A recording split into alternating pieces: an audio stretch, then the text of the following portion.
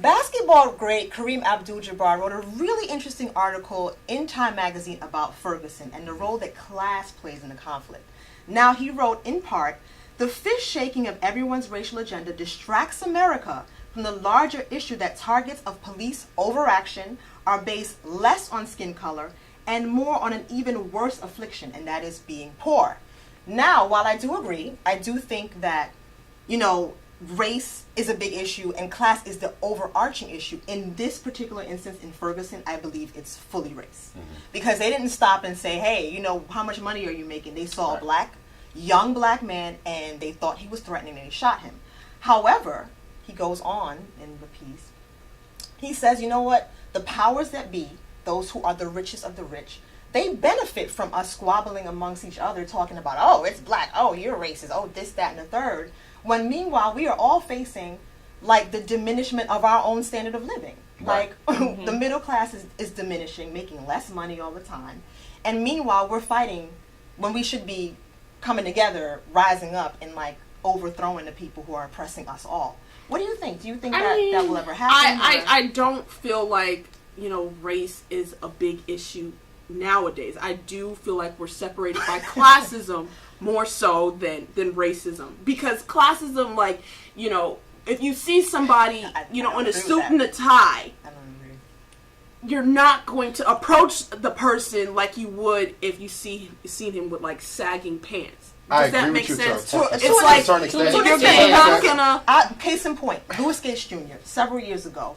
This is a man who's a scholar. I mean, he's rich. He's moving. He's in his own house. His door got jammed. He's trying to push in the door. Someone calls the cops on him, and they arrest him. In his own home. How did he look like Louis Gates Jr.? I know, but what was he wearing? It's always about interpretation. It's always about perception. It's like, how does he look? No. I mean, it's not dressed up in slacks. Don't shoot the messenger. Don't shoot the messenger. But this is what I'm saying. This is what. No. But this society, we are separated by class. No, I agree. I agree even more than race. No, I agree that we are separated by class. But at the end of the day, so you're saying classism outweighs racism nowadays? Yes. Absolutely not. Definitely. Okay. Wow. Ferguson wouldn't even happen if it wasn't for racism. Exactly. Yes. Racism is one of the hugest problems America has to come to deals with. I understand that, but just take what I said for example. It's like if you see a guy in a suit and a tie. Right. But he is not going to get approached as if as a guy with sagging pants and a jersey.